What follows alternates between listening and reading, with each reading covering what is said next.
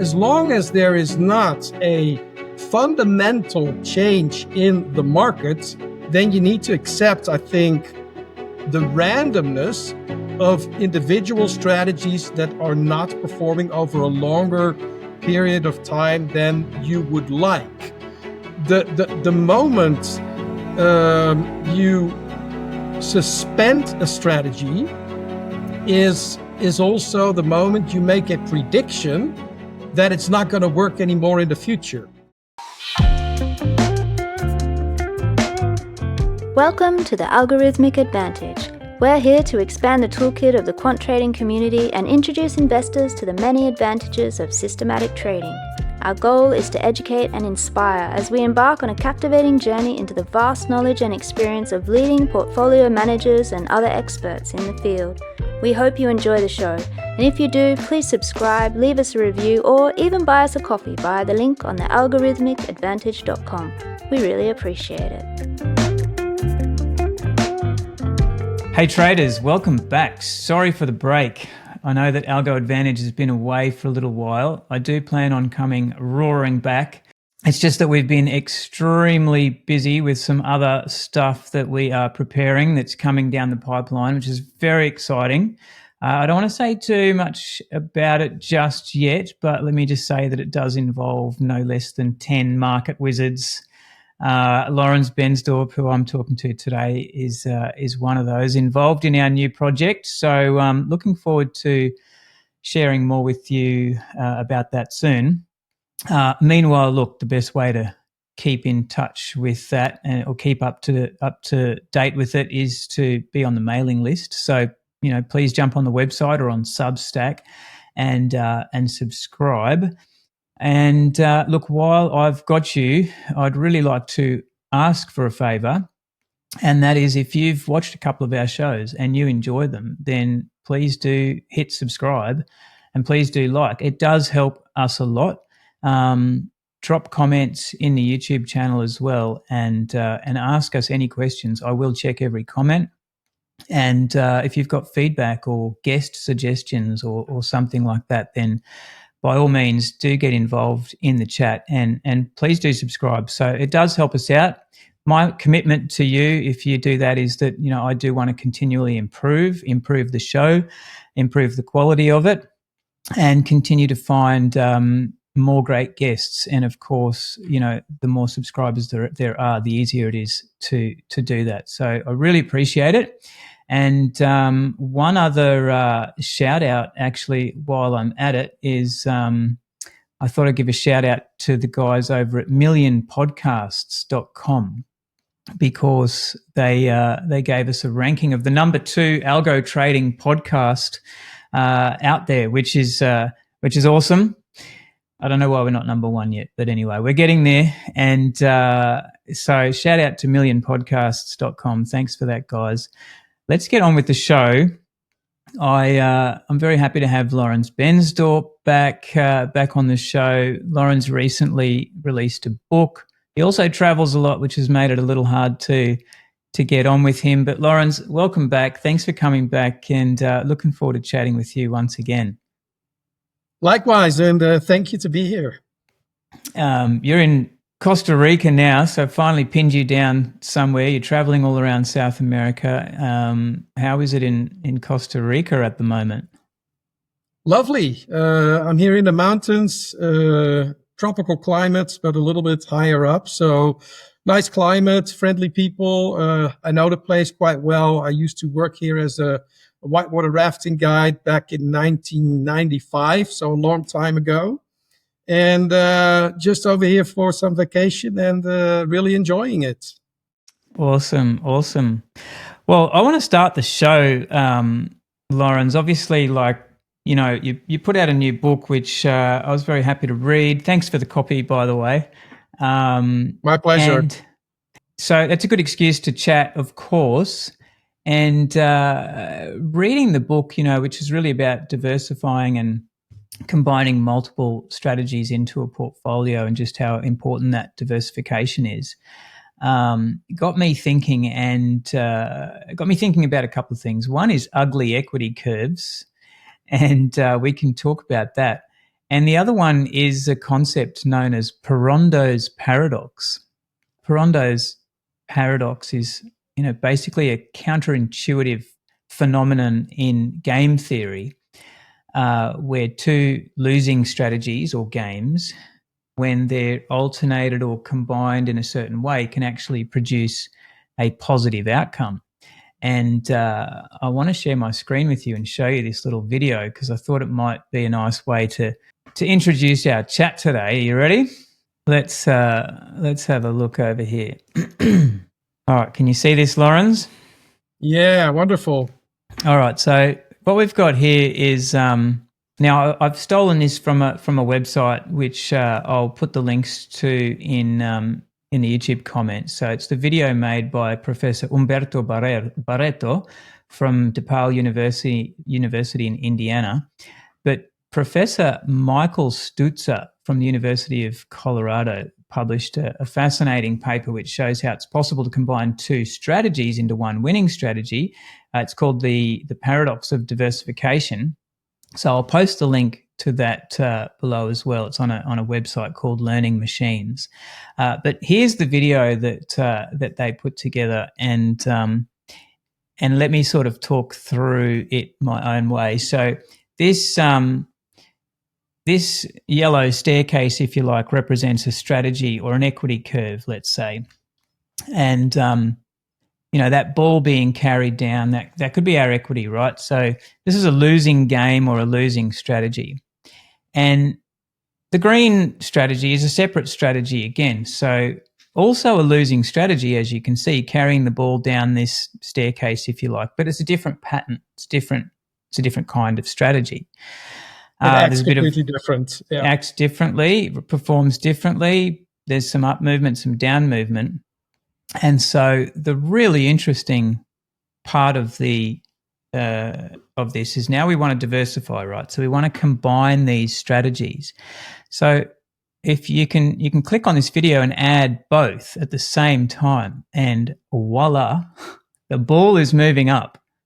I think this is just a brilliant sort of phenomenal. It's not an optical illusion as such. It's it's just a visual representation of this phenomenon, if you like. But here we have these two strategies that are trending down, but they have the ability to produce a winning outcome, right? We can speed it up there. You can actually put it on leverage, put it on steroids, and get quite a positive result out of it. So enough of that. I'll post the links in the in the channel comments, but let me stop sharing that video.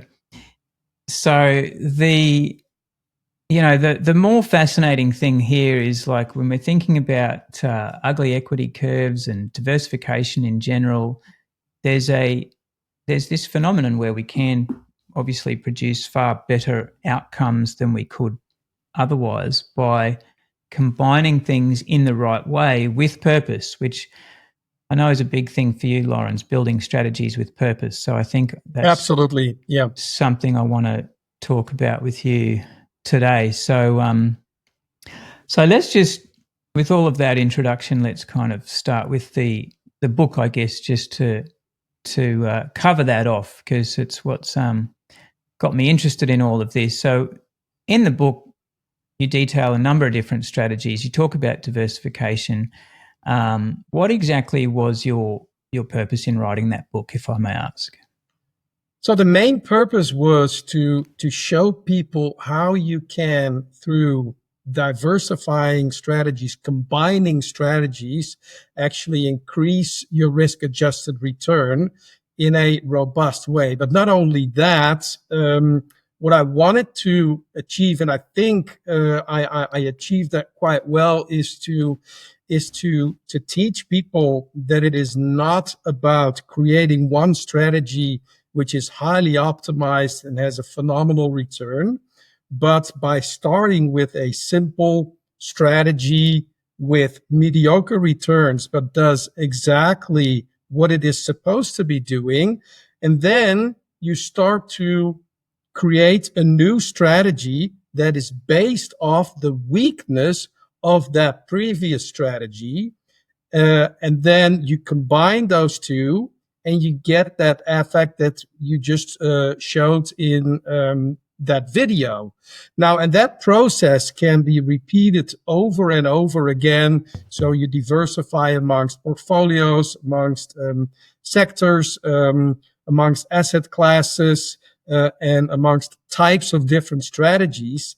And the idea was to really show that in a step-by-step way of the why you need to add a new strategy so that people not only understand from a numbers perspective of why it is so important to have different systems trading at the same time, but also from a fundamental standpoint of view and conceptually why it is so incredibly important. Mm. So, you really start building these strategies with a purpose in mind for each one, don't you? It's not like the next strategy that one produces is random. You've actually got the portfolio in mind and you're filling those potholes, Yes. as you've said before. So, there was another thing that I saw in that book too, which is, I guess, the value of simple strategies.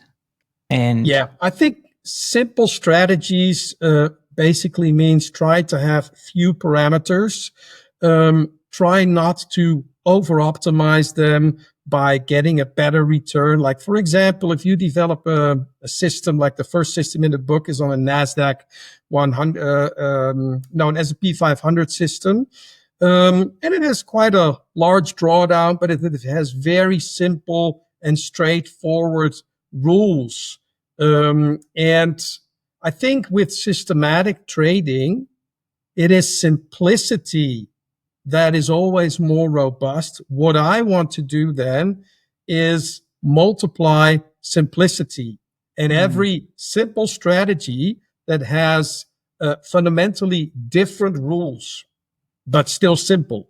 So the complexity comes in the combining, or in the... Yeah, if you want to call it complex, I would say multiply simplicity.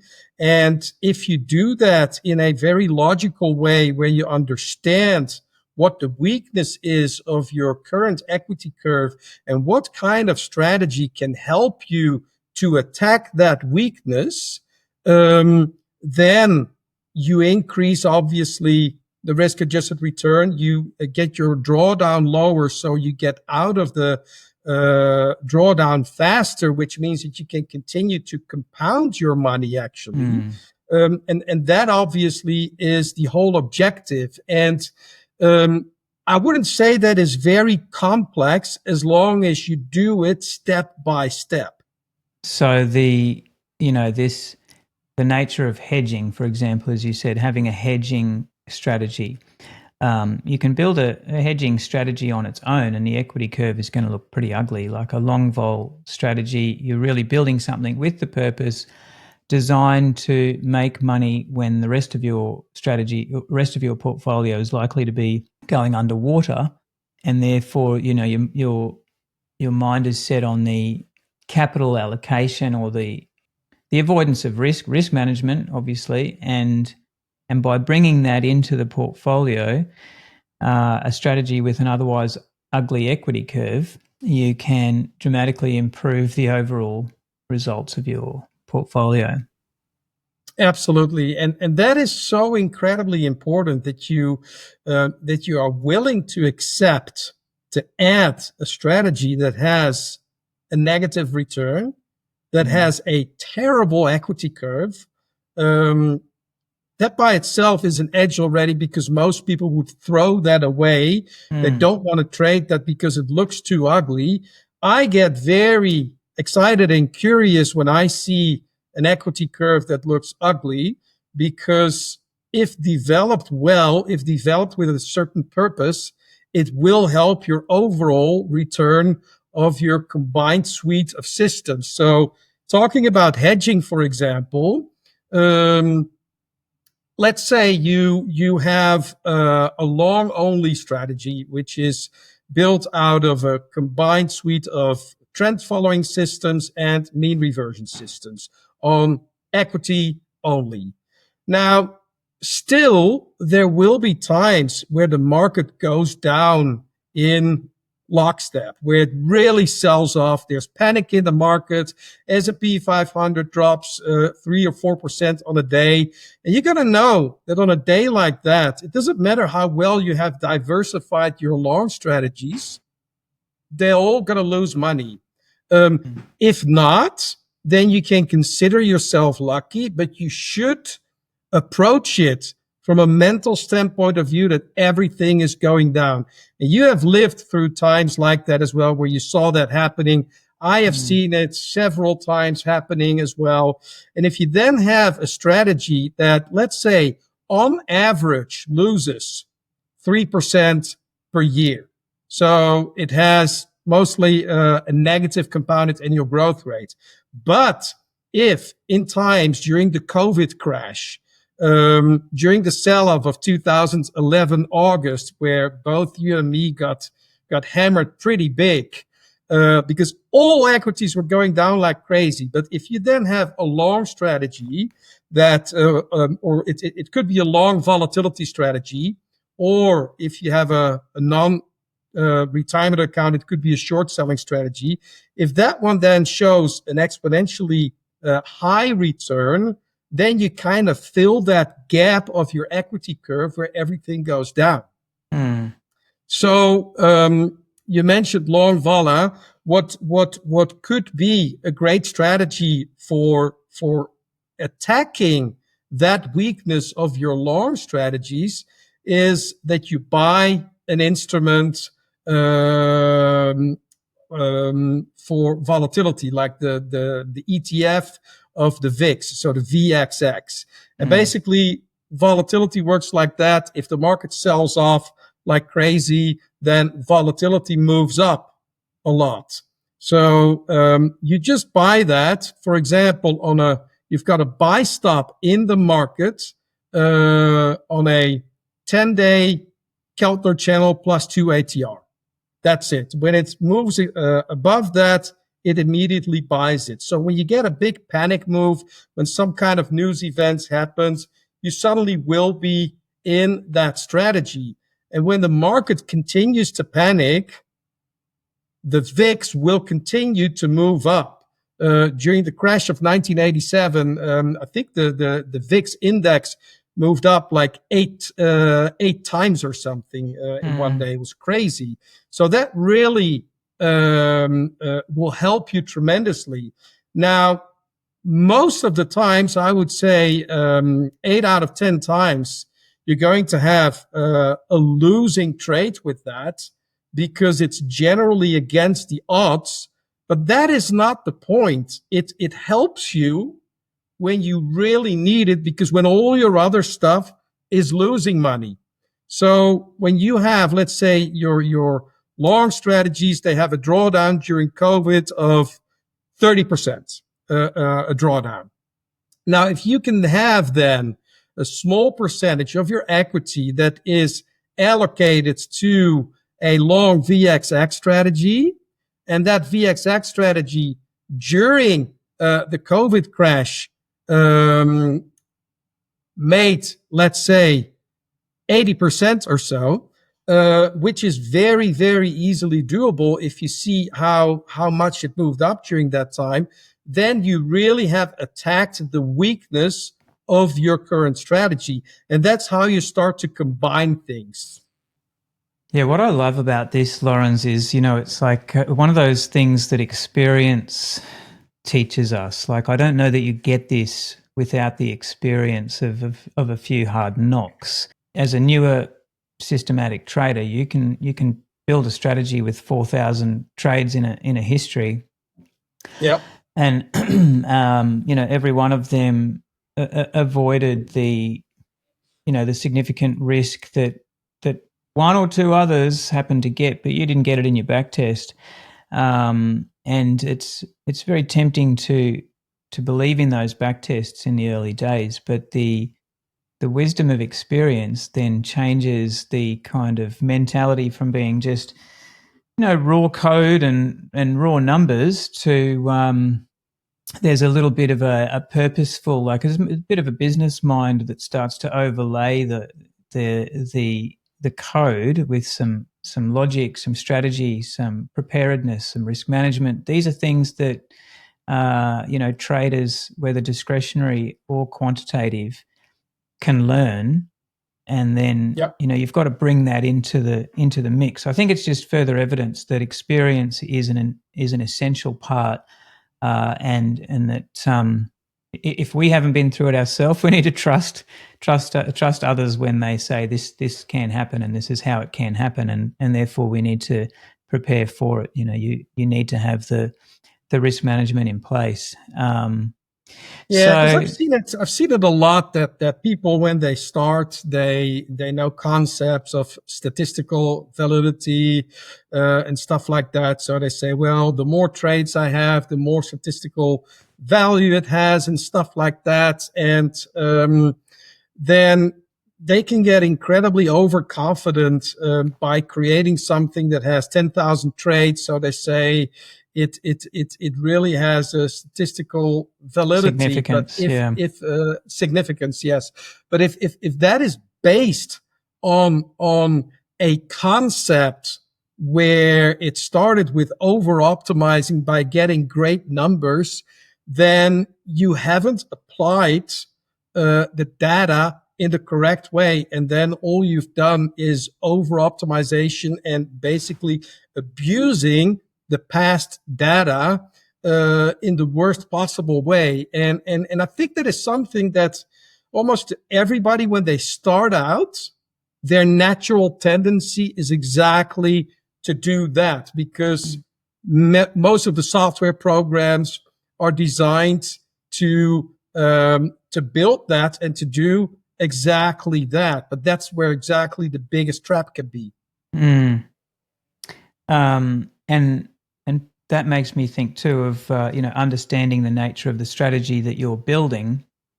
When we're building mean reversion strategies, there's a different set of risks than when we're building trend following strategies. And when we're building trend following strategies, there's a risk of prolonged downturn, for example. There's a risk that we don't find trends for a long period of time.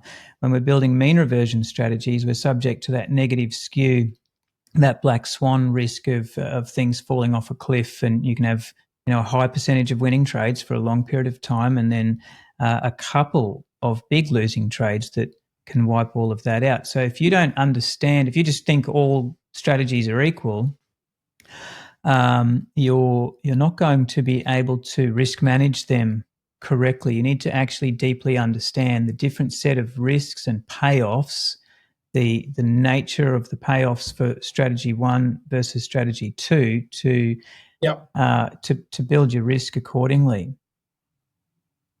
Absolutely. And especially with mean reversion, it's a classical example as well. What I see very often that, it's probably when you develop a system, it's easier to get a great Sharpe ratio with a mean reversion system than it is with a long-term trend following system, right?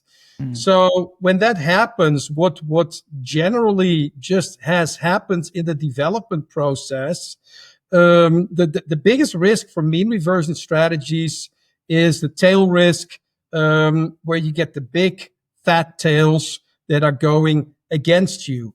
Now, if you somehow in your way to over optimization process filter out those big losing fat tails, and suddenly they show up in your list of simulations as profitable trades, then you've got a backtest that doesn't really say a lot. It doesn't really represent the reality a lot. And that could cause for massive disappointments, because in live trading, you've seen that as well. Yeah, once in a while on mean reversion strategies, you just get hammered. And on the long side, that means like sometimes you will have a trade in there if it's on a lower volume portfolio where a stock can drop 70% in a couple of days. And as long as you have enough different strategies, then the corporate effect of that is not of a big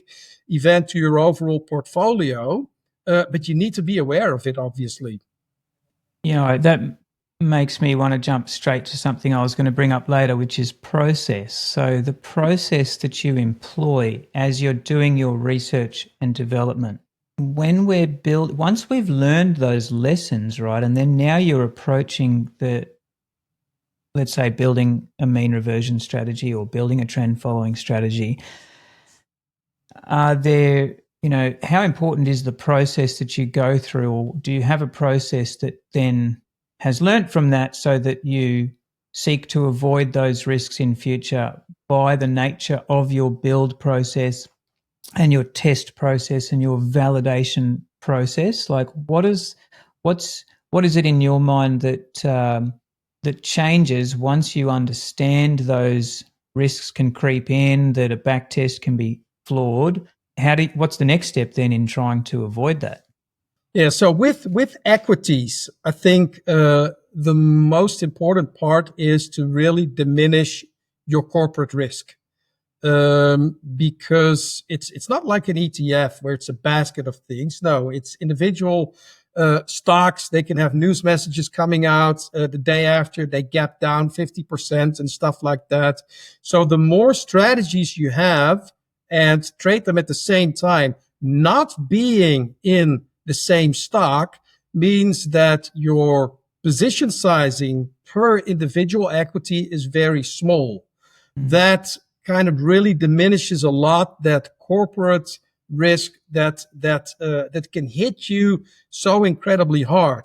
But besides that, you want to make sure that you really focus on strategies, that every different strategy has a different concept, different portfolios, different sectors, different asset classes.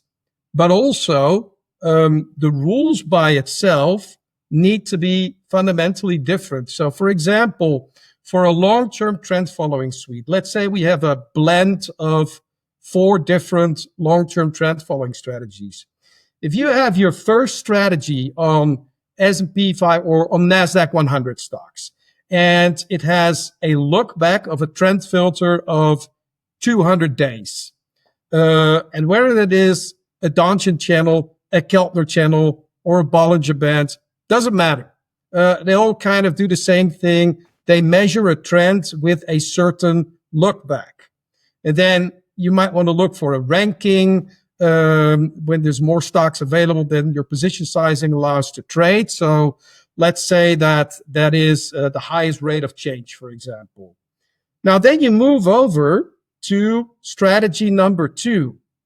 So now you have a clear objective, first of all, to know what not to do and what you do not want to do. You do not want to make, exactly, you don't want to make a copy of the previous strategy and just change the portfolio. And then for the sake of saying, hey, I have 20 different strategies, but if they all do the same, it doesn't make any sense at all. But take a look at what you have. So you need a different portfolio, but then you need to have a different look back of trend as well. So you can discard immediately 200 days. So you look at 100 days or 80 days or whatever. And then for the ranking, fundamentally, it needs to be different. Highest rate of change is very momentum based. So now you look for something else. You look for highest volume or maybe highest RSI or something like that. But it must be fundamentally different. So even if you do not end up in the same stocks, they will enter at different stages in the market. So my trend following strategies, they start with as low as an 8-day exponential moving average for an entry, all the way up to 350 days. And then in between 50 days, 100, 150, because there's times where those shorter terms do incredibly well, other times where the longer terms do incredibly well. However, if you want to rely on just one of those, you're going to have a long time sometimes where it's just in a drawdown and it's not working. and you diversify that risk of a strategy not working by having a lot of strategies that are fundamentally different. So you want to make sure to diversify as good as possible in portfolios, different sectors, but also there you can use ETFs so that you can get into different asset classes to trade gold, silver, agriculture, energy, and stuff like that. And very often those are not correlating at all with the overall stock market, which gives you a tremendous benefit, obviously. I mean, there have been times where the markets for decades, the equity markets, did not perform at all. If you then have other strategies that are built with a different purpose, then you have increased a lot your likelihood to actually have something else in your portfolio that makes money. Yeah, so you have to be really logical about making sure that, okay, your trend length is different, but, when am I getting in? Okay, let's make sure that's different. When am I getting out? Let's make sure that's different. What are the circumstances that are going to, drive me to get into this particular strategy? Well, it'll be when the market's doing this. Okay, well, let's look for something different that will drive the entry. A different set of filters, different set of stocks, different set of circumstances that'll drive the entry here. And then, my outcomes are based on like how long I'm holding. Okay, so we'll hold for different times, and you start to build that spreadsheet of all the things that can be correlated, I guess, and not correlated, and you're starting to build from from that framework from the ground up, looking at the spreadsheet, going, okay, what do I need next? What's missing in this quadrant? Okay, let's Correct. Focus on that. And in a certain way, I use a spreadsheet for that, and my students do as well. And I call that the non-correlation matrix. It's basically where you just put in your parameters. And the interesting thing is, the more strategies you have, if you do this in the correct way, it actually starts to get easier to develop a new one. Because first of all, you take a look at your equity curve of where the weakness is. And then you define what kind of strategy you need to attack that weakness, to attack that hole that you have, and to fill up that hole. But secondly, you can see in your spreadsheet what kind of strategies you have already. So that means that probably 50% of the indicators or the lookbacks that you are using say, no, I can't use that because I do have that already. And we don't want to make a copy of a new system that just basically does the same as the other system. So to me, actually, if I have an idea, and I trade a huge amount of strategies, but if I have an idea for a new strategy, what I start with is objective. What is it that I want to achieve with this strategy? When is it supposed to make money? When is it likely to lose money? And then I look at my spreadsheet and I see what can I still use. And if I have quite a few strategies that have 150-day lookbacks, 200-day lookbacks, and stuff like that, for a trend following system in this example, then I want to make sure that I'm not even close to there, but then I look for something of a shorter duration of 20 or 30 or 40 days. And again, the exact indicator is probably the least important thing because they all measure past price action a little bit in a different way. How much but room there's no magic in them. Yeah. How much room does that leave you then for optimizing and robustness testing after the fact? Does the role of that optimization just become a lot less now? Yeah, I don't believe that much in optimization for single strategies anyway, because I think that the variability of returns of single systems is huge. let's say you develop a system on a NASDAQ 100 portfolio, and you look for the highest volatile stocks on that NASDAQ 100 portfolio. And let's say you erroneously have over-optimized too much, so you get a 28% compounded annual growth rate and a 25% maximum drawdown. To me, if I see those numbers, I say, sorry, that doesn't make any sense to me. Although it looks very nice, but if you trade on a index that is so incredibly volatile and you're looking for the most volatile stocks, I'd expect to see a 55% maximum drawdown. If you see that it's too good to be true, you're just going to get punished in the future. Any kind of strategy, and like with Norgate data, we can test S&P 500 stocks all the way back to 1960. And if I over-optimize a strategy, let's say from 1995 to 2025, so 30 years of history, and generally a more bullish biased market, and I get a great return. If I then run it out of sample with past data, it looks horrendous most of the time, and it will always have double that drawdown. Yeah, absolutely. Have you done any work on the kind of classic all-weather strategies, say with ETFs or just the tactical asset allocation stuff? Do you have any of that in your portfolio? I do trade a lot of different asset classes as well. Is it the classical old weather stuff? It could be, yes. I mean, it's fairly well integrated into my portfolio. I think asset classes like other commodities or energy or stuff like that, I generally focus on trend following only. I'm not a big fan of trading those with a mean reversion style. I think those kind of markets are not that well suited. They don't always revert that well to its mean. So I use those only for trend following. But I've had times like in 2022, for example, especially the first half of 2022, where long equity was going down. My hedges helped a little bit. That was good.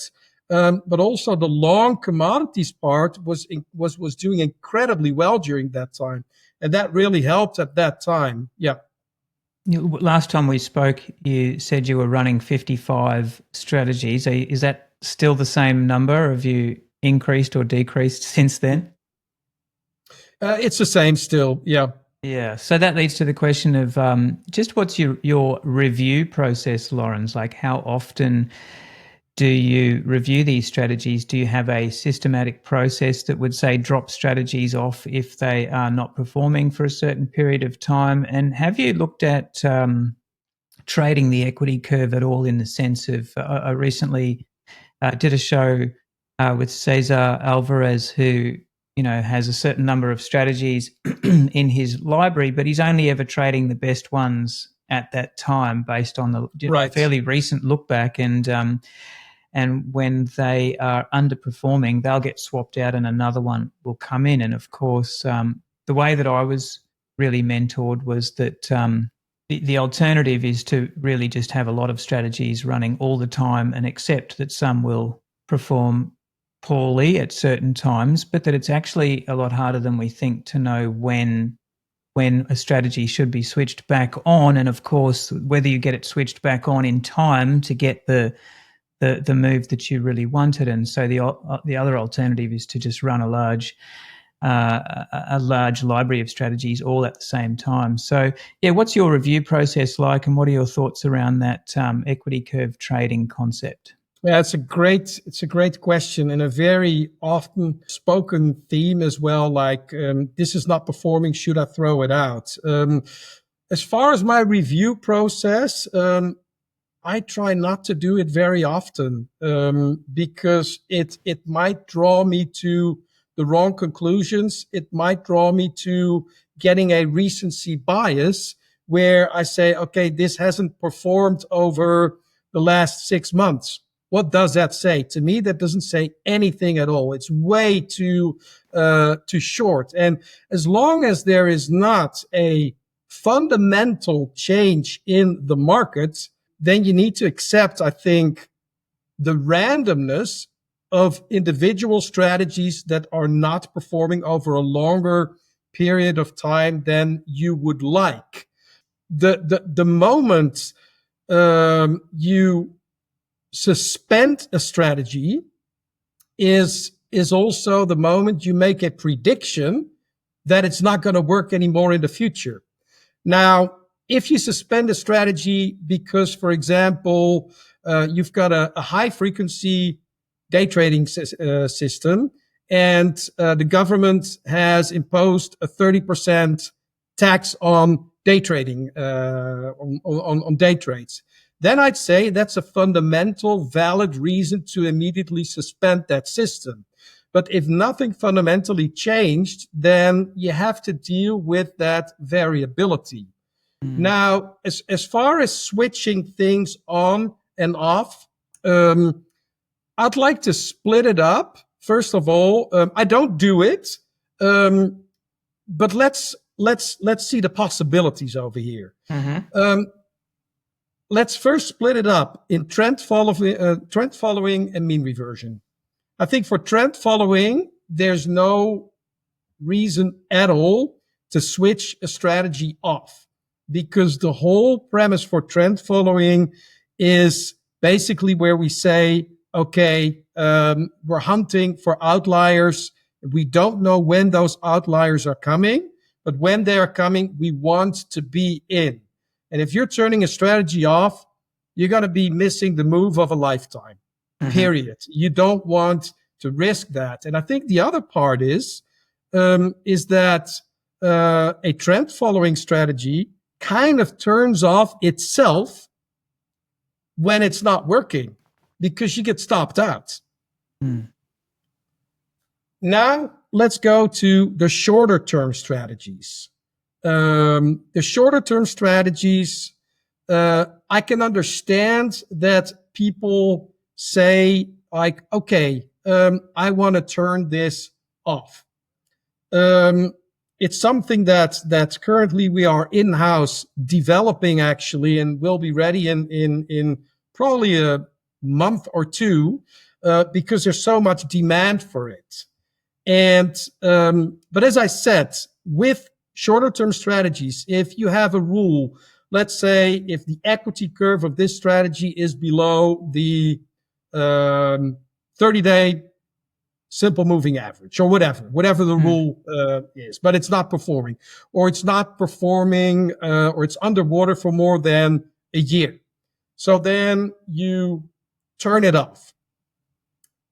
At that moment, you make a prediction that it's not going to work anymore until you have that other rule that says, now we're going to be back in business and trading it. So that, first of all, means you've got two more variables to your strategy, an exit strategy to turn the overall strategy off, and an entry strategy to turn it on. That obviously, with the benefit of hindsight, will be heavily over-optimized as well. And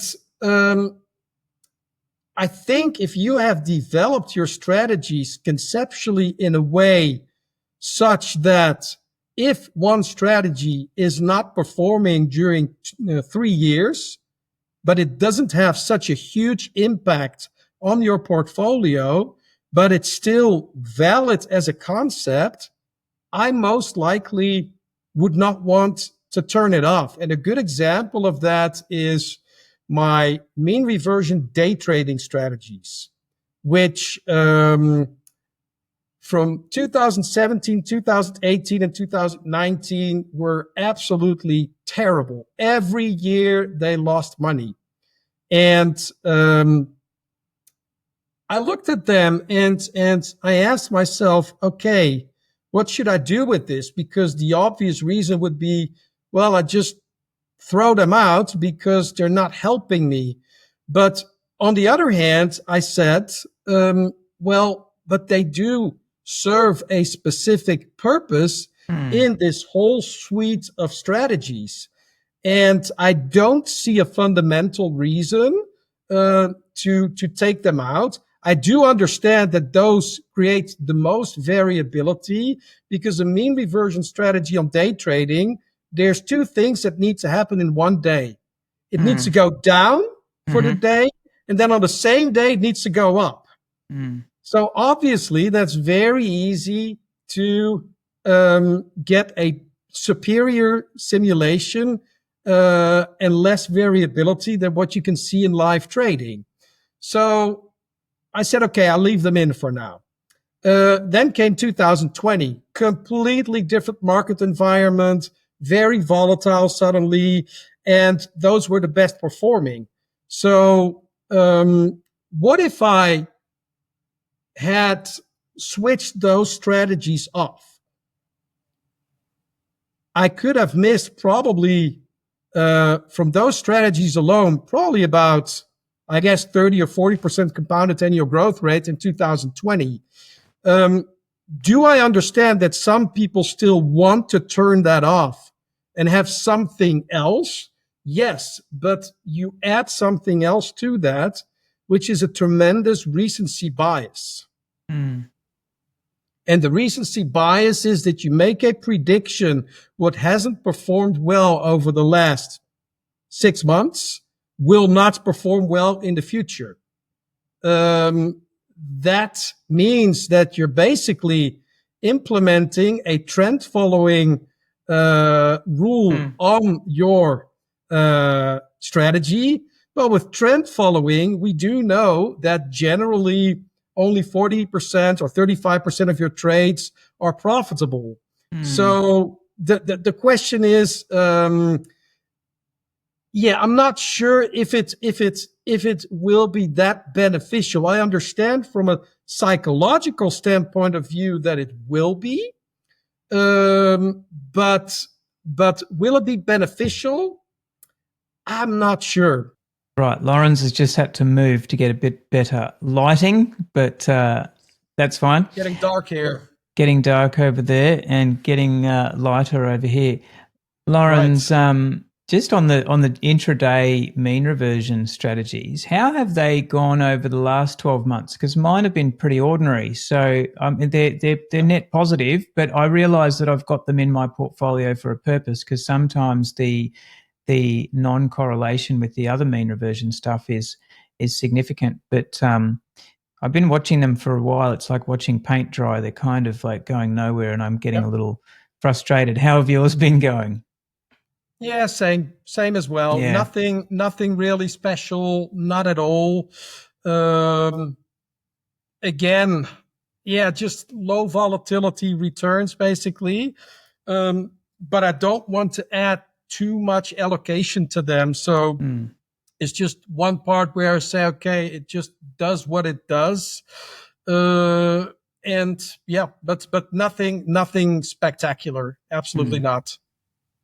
And then just while you were moving, you were asking me my thoughts on, I guess, turning strategies on and off versus deploying a suite of strategies and leaving them. It's a huge topic, and it's also, I think, from a psychological standpoint of view, for many people, it is it's probably the number one question that I get from people, from readers, but from students as well.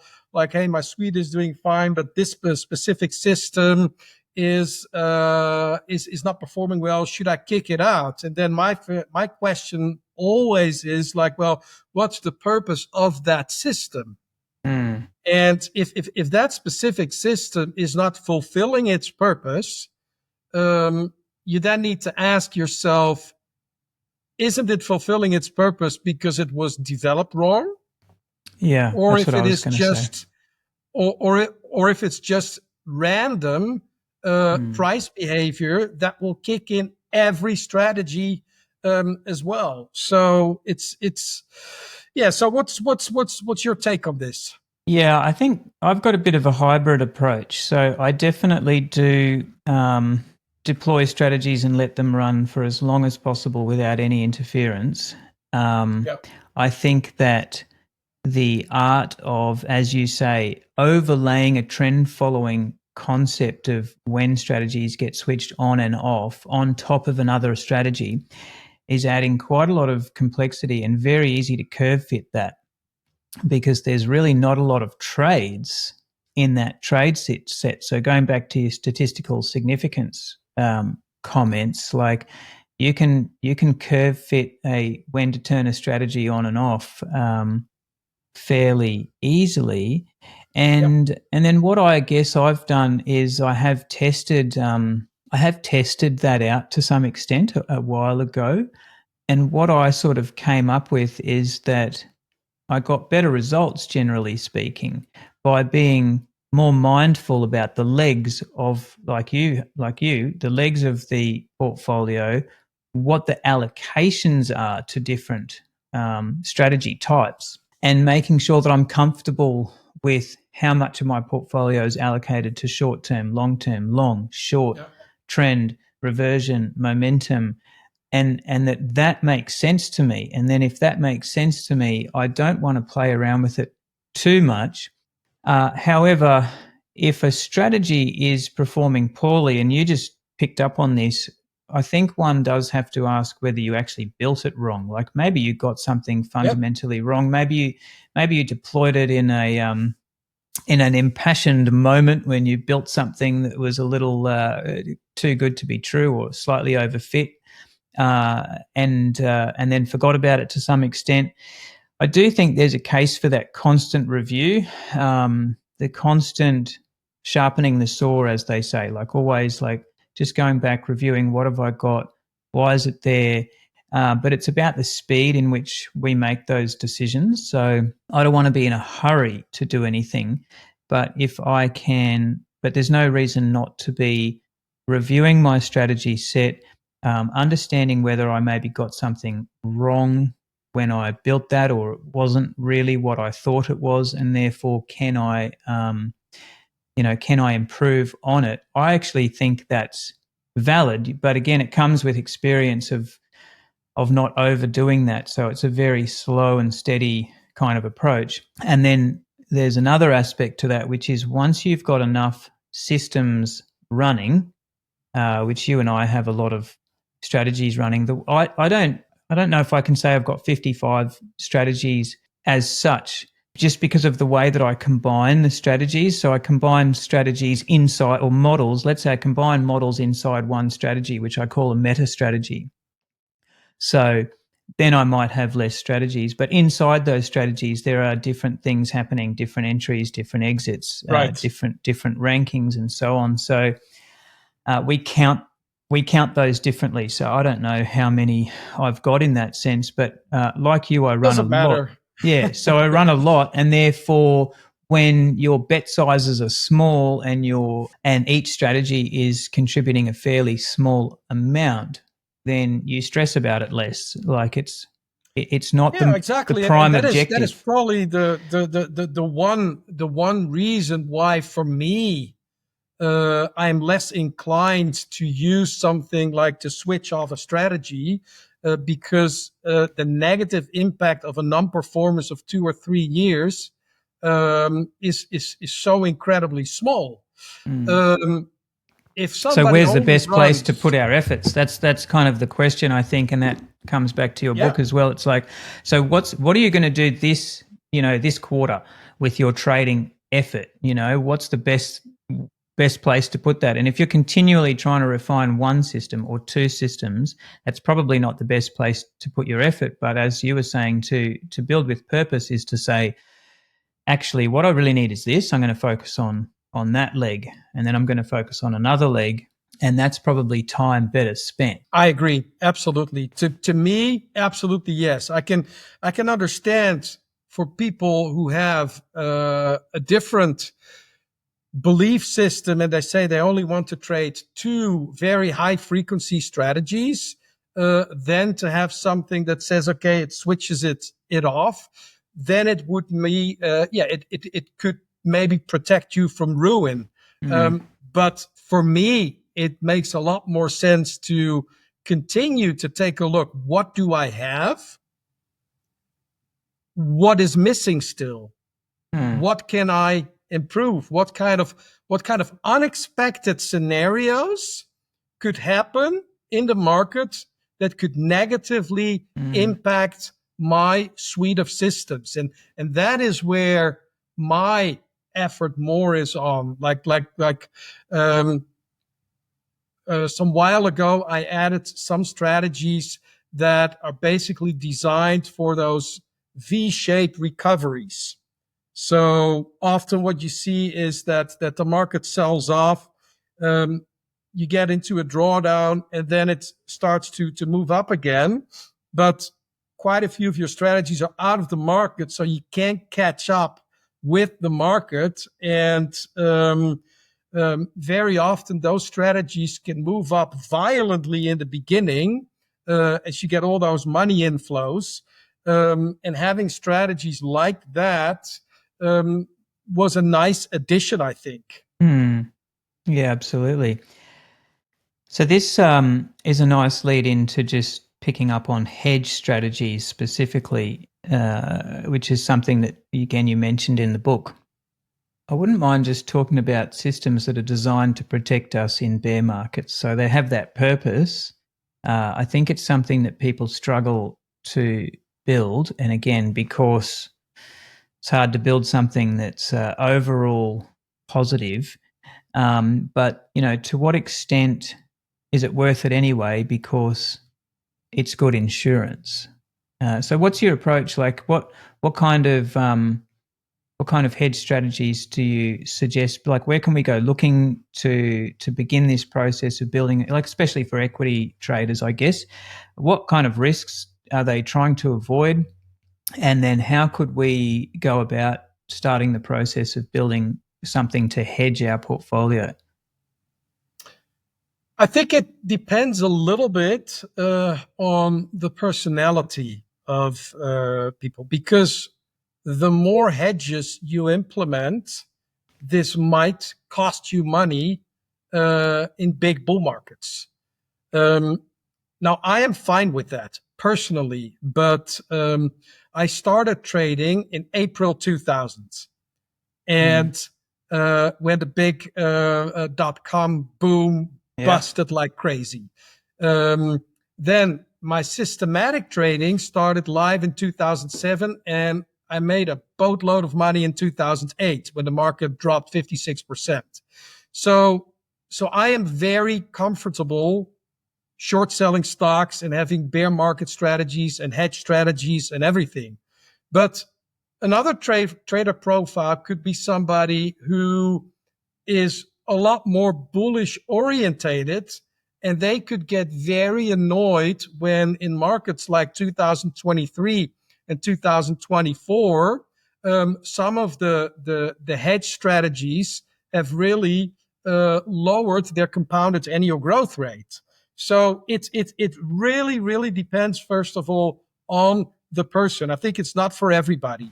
Then obviously in my last book, Trading Retirement Accounts, which is for retirement accounts mainly in the US, where you cannot short stocks, for example.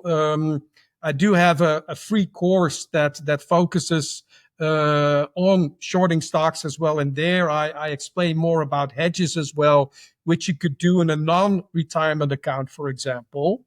But I think you can split them up in the strategies, what I spoke earlier about long volatility strategies.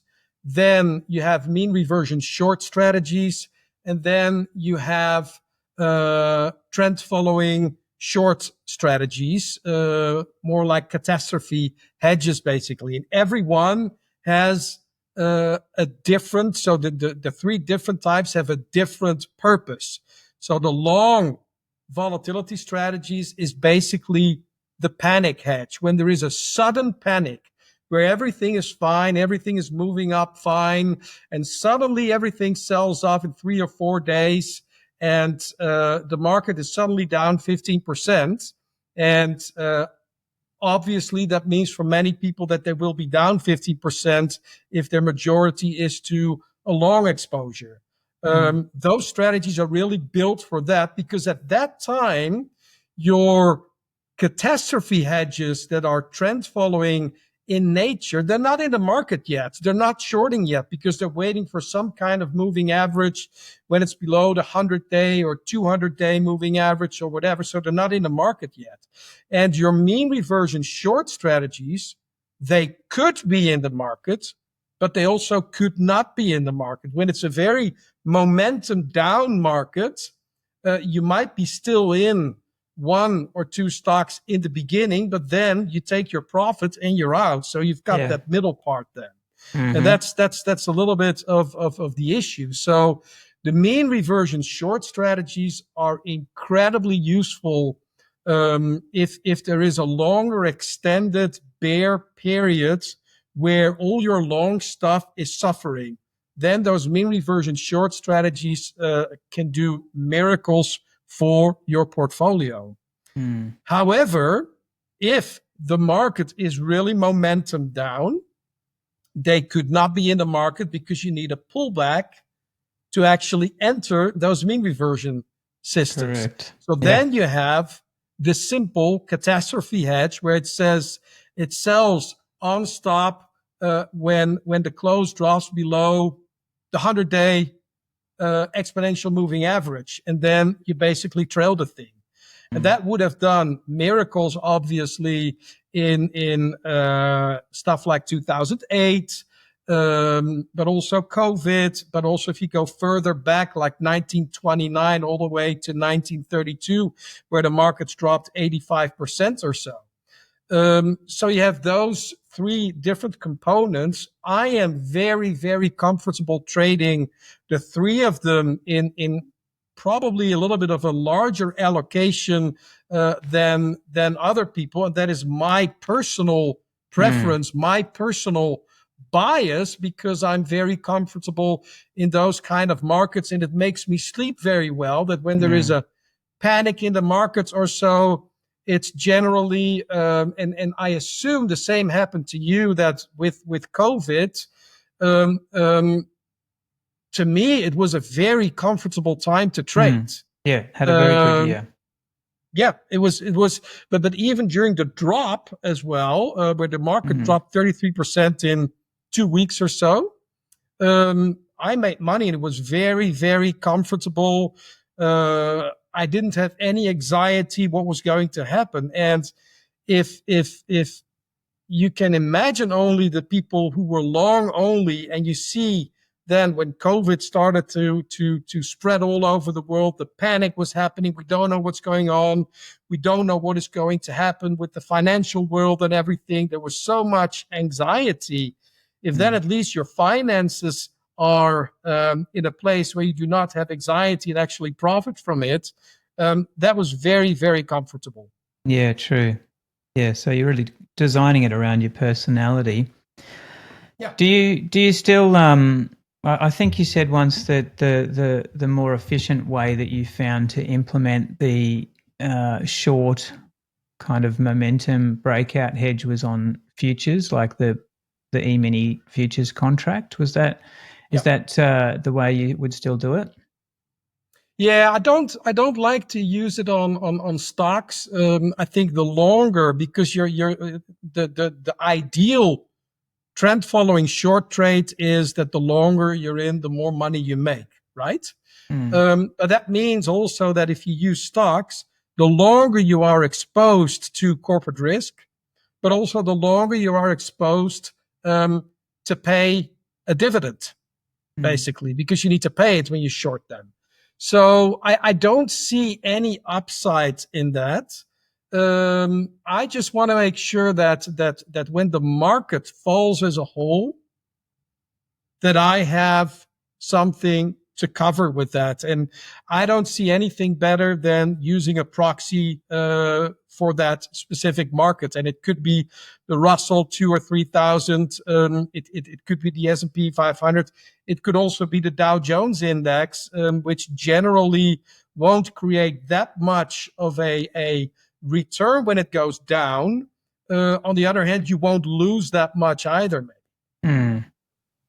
I think we've covered a lot of the topics that I did want to look over. So I'm just glancing at my notes, Laurens, to see. We talked a bit about process. I wanted to talk about ugly equity curves. I wanted to talk about hedging, building the strategies with purpose, which was partly the point of the book, that looking at a single strategy in isolation can be very deceptive, and I wanted to make the point that diversification remains the only free lunch, and I like this concept that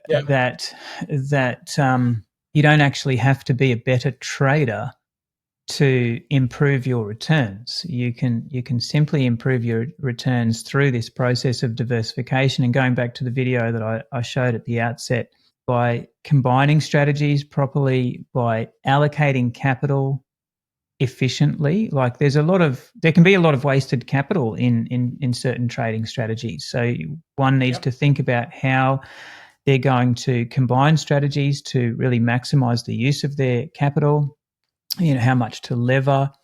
And so this process of diversification can actually improve your returns, and you don't even have to do any work on finding the next best strategy. So it's foundational that the trader should start with that mindset and that thinking, because alpha is hard to come by in the markets, and you need every last bit of it that you can get. So you need to push into the individual strategy creation, but you need to push into the portfolio construction. It's very important. You can't ignore it and expect to compete. It's a very competitive, cutthroat game out there. So you need to invest in all the aspects of what it means to be a good trader and investor, managing your money. And then I think it was good that you covered that the psychology, and that people have unique objectives. Some people are earlier on in life and are more aggressive and willing to take bigger drawdowns, and some people have accumulated capital. And very bullish based. And there is nothing wrong with that. It's a personality.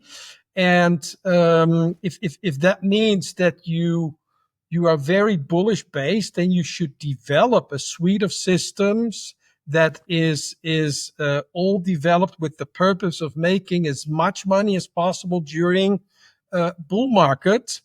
But the implication is that you're gonna have to give money back when those trends start to revert. And some people are comfortable then in having 20-25% drawdowns. I am a lot more conservative right now, especially as I compare it to 20 years ago, when I was so much more aggressive. But once your equity starts to grow, you kind of want to maintain more of that than really looking for a huge outsized compounded annual growth rate, because to me it's not worth the risk. It's all about the risk. I don't want to look at a 30% drawdown and stuff like that. That's something that, but if you're 25 years old and you start with $100,000 of trading, I think that's a completely different view of how you look at things at that stage. But then also, like people who run a fund, they also have a completely different objective of returns, because their main objective is, first of all, is to maintain their investors on board and get a higher assets under management. And that means trading in a way to make sure that your investors are happy and that you can raise more capital. That generally would be harder if you underperform in 2 or 3 big bull years, because people then start to think, well, he's probably not that good if he can't even beat the market when it's so easy. But what they don't know, obviously, is that there is a built-in thing in that suite of systems that during a time of 2008, it outperforms by 100% the market. But investors don't see that. So it's very, very personalized as far as what people want. And I think this speaks to making each strategy your own. That's also like the next step in trader development, isn't it? So in your book, you provide a bunch of strategy examples, but they're really templates, if I understand correctly, because Yes. we've got to take those things and pick up principles and learn from them. But if we're not making strategies our own, then I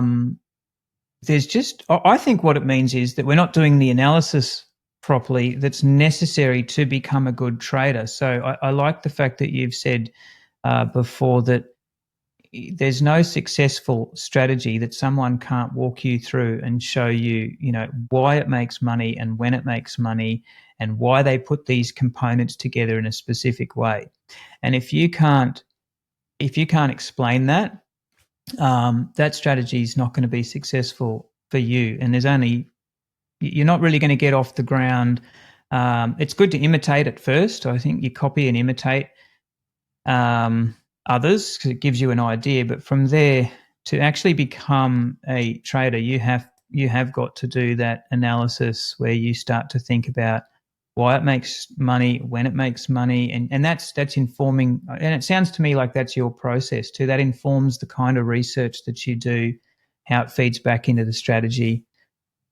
Yeah, I look. I don't look, especially for individual strategies. I don't look a lot at fancy statistics, what the Sharpe ratio is, or stuff like that. It's all about, okay, is it making money when it is supposed to be making money? But also, I want to see those periods where it's losing money. If I don't see that in my back test, then I know I'm just fooling myself. And I think everybody who starts with this process, they're inclined to do exactly the opposite. They start with one strategy and they want to make it perfect. That is how we got taught when we were young. Everything needs to be perfect. You want to improve. And you think the more you work on that, the more you abuse the data and actually come up with something that is not a valid concept anymore. So you abuse the complete science behind it. So applying the science in the correct way is incredibly important. The art of applying the science the right way. Exactly. There we are. The science of applying the science the right way, even. So, yeah. Even better. Yes, even exactly. Better. Yeah. I agree. There's, and the thing is, there's no point being handed a fishing rod and going and fishing. You'll never really become, being handed a fish, right? I mean, you'll never become a fisherman without learning to fish. So trading, same old story, really. Like, until you make something your own and actually go through the process of learning, I suppose, like, you're not going to know what to do when something doesn't work for you. You're not going to know when it should work, when it shouldn't work. You're going to act and react in all the wrong ways. That's the exact issue, when you, let's say somebody copies my strategies and starts to trade it. So my 55 strategies. At the first drawdown that lasts longer than 3 or 4 months, they're going to throw it away because they don't know why it is losing money. So if you don't know why it's losing money, then you have no other alternative than to completely disbelieve it because you don't know when it starts to recover again. But in my case, or in your case, what you have developed, we traders, we need to live in drawdowns, where most of the times we're in drawdowns. We have a larger percentage that we're not making equity highs than we're making equity highs. And that's the part that we need to live through with, as Tom Bassa would say it, with serenity. And that part is only possible if you understand from your strategies why they are losing money. I mean, when they're making money, points. Yes, exactly. If you understand their weak points, but also understand, like, sometimes you might not completely understand the weak points, but if you at least understand why it lost money, maybe it's not necessarily a weak point, but maybe there was just some randomness in the market. But if you're able to analyze that and say like, okay, at the same time, my long-term trend following systems, my mean reversion long systems, and my mean reversion short systems were losing money during 3 weeks. Could possibly happen. It's not designed to happen, but that's where sometimes randomness comes in. The more you diversify those strategies, the more you filter that risk out. But when it still happens, you say like, well, yeah, there's nothing wrong with it. Like many people were caught in March and April, with those crazy market movements sometimes where the market got down and then it got up one day, 10%, something that is totally explainable, that some people were in the drawdown. And if you know your strategy inside out, it's your brainchild, you know exactly what you did, then you will say, okay, this is part of the deal. Let's just focus on the next 100 trades and continue the process and enjoy it. Yeah, that also reminds me that part of the process that I think is important is trying to break it so that you do know where the weak points are. Like we should spend an awful lot of time trying to break our strategies, because that's going to show where we need the hedges and where things could fall apart. It's like there's no point approaching the strategy creation game just from the angle of always looking at the best outcomes. That's not going to help you. You want to look at the worst outcomes, because when you then look at the worst outcomes, you're going to start to think, well, what would I need to do to fix that, to avoid that? How can I improve on that? And that's where that analysis process begins. And then that's where you're really making it your own, and you can trust in it, lean into it, and be confident that you in what you're trading, so that, as you said, you can go to sleep each night in peace. Yeah, and also I'd like to add position sizing in there as well, because it eventually also depends. Okay, what kind of drawdowns can you handle? What kind of daily P&L swings can you handle? And it's easy to see that in a back test, and it's a lot harder in live trading. And when you get to a certain level, you've got a large amount of equity. I mean, there's days where you lose the value of a nice apartment, for example, if you've got a large amount of money to trade with. Some people can deal with that very easily. Other people cannot. And then I say, hey, lower the position sizing, aim for 15% compounded annual growth rate. That means still every 4.7 years you double your money, but you do it in a way that you can actually sleep. And it's a lot better than the alternative, because that would be you'll suspend it when you're in a 30% drawdown, not when you're in a 40% profit. At that time, you feel like the king of the world. The better you understand what you want from your system, the less time you'll need to spend testing it. Absolutely. That is so incredibly true. And it took me a while to really understand that. But the clearer you have an objective, like, for example, if you want to create an objective of a hedging strategy, you have a very clear view of what you want from it. It's not that hard. I mean, if I need to develop a trend following short strategy, it probably takes me less than 5 minutes, because I just want to see that it makes money in bear markets and that it doesn't give back too much money in bull markets, but it will give back money. And if it achieves that, then I'm fine. But I don't look at the compounded annual growth rate, because it's negative. And the maximum drawdown, the longer the back test is, the larger the maximum drawdown is. If you run a back test on the S&P 500 trend following short system all the way back from 1920, it's got a 99% drawdown, but it makes a shitload of money from 1929 to 1932, and that's where you need it. When as quantitative traders, we can become overly obsessed with statistics, but as we said about the art of applying the science, like the good science and the good philosophy have to overlap, because you can spend all your time researching the wrong thing, and you can be very smart. You can be a long-term capital management and spend a long time. I just wanted to say it, yes. researching the wrong thing and blow up. Absolutely, and those were very, very smart people. I mean, there's a book written about them, when genius failed, right? Yeah. And it was all with very smart mathematical formulas, and as long as it stays within this bandwidth and standard deviation, then everything is fine.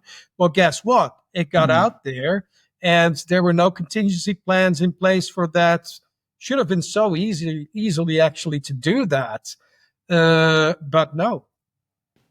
Yeah, I think for the beginner trader, more than anything, like this is the feedback I would give myself when I was starting, if I could. It would be to start with those robust concepts, low expectations, because if you can just get moving, well, for a start, you're already starting the compounding process. Plus, it's a business. You need to learn by doing. You need to get your hands dirty. So you can start off without blowing up accounts, blowing up 5 accounts, losing money, spending time. You can actually be fairly successful from the outset, and then you've got some positive reinforcement going on. But yeah, I started off with, I think, too higher expectations. I had all the right background. I'd been in the industry. I'd had a few good discretionary trades under my belt. I thought I knew a thing or two, and so I think what made it really hard for me is that I just had these really high expectations, and that just stifled that learning curve. Or if I just had have been happy with something a bit simpler just to get started, I would have learned and compounded that learning a lot quicker.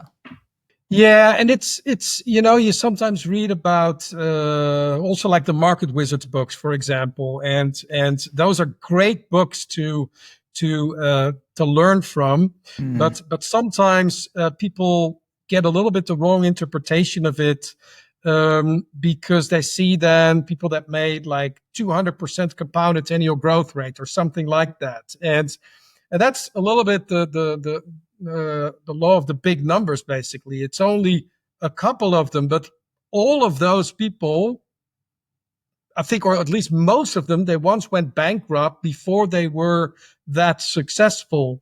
And it's having the huge expectations in the beginning is a very big thing, and it's very, very risky then to actually blow up. But I remember also, indeed, in the beginning, I was having such a large focus on so many statistics and stuff like that. And I taught myself all those statistics and measurements. And the more experience I got, the less value I put on statistics, because first of all, it's only a representation of the past.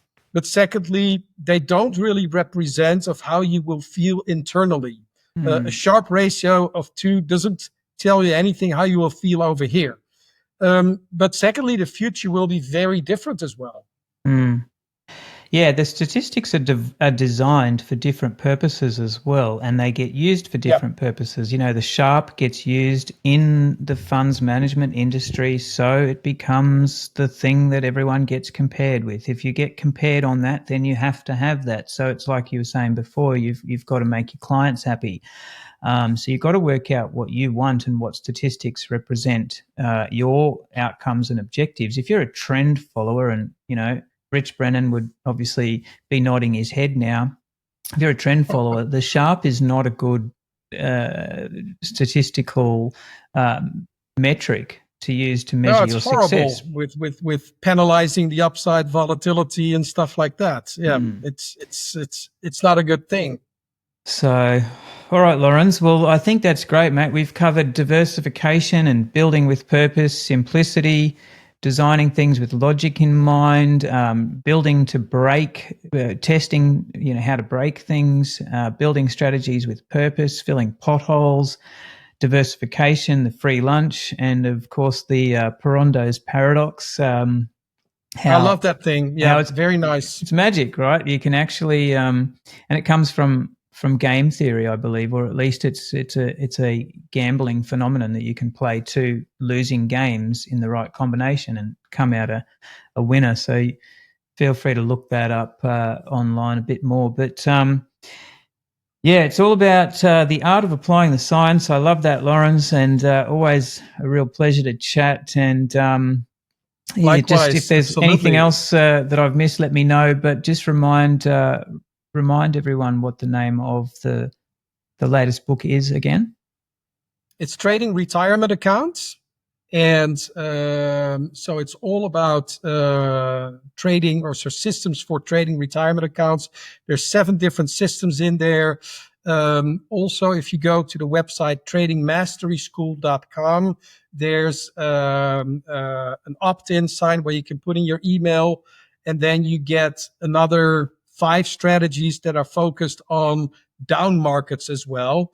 So you get 12 different strategies that you can learn from. And I think using that as a base, I hope that with this interview, people, to the users, that they will understand to not try to copy it completely, but see it as a concept of how you could easily start yourself. Yeah, understood. All right, Laurens, enjoy Costa Rica and look forward to chat soon. And of course, everyone, don't forget, Laurens and I and a bunch of other market wizards are working on something pretty exciting in the background. That's why I've been very busy. So keep an eye out for that. And again, thanks for your support in subscribing. We really appreciate it. Bye for now, Laurens.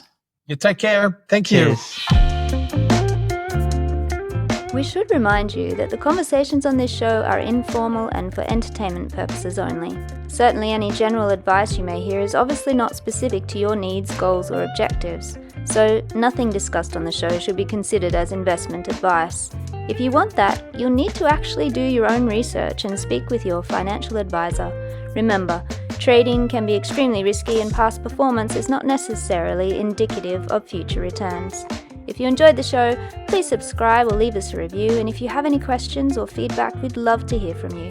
Bye for now.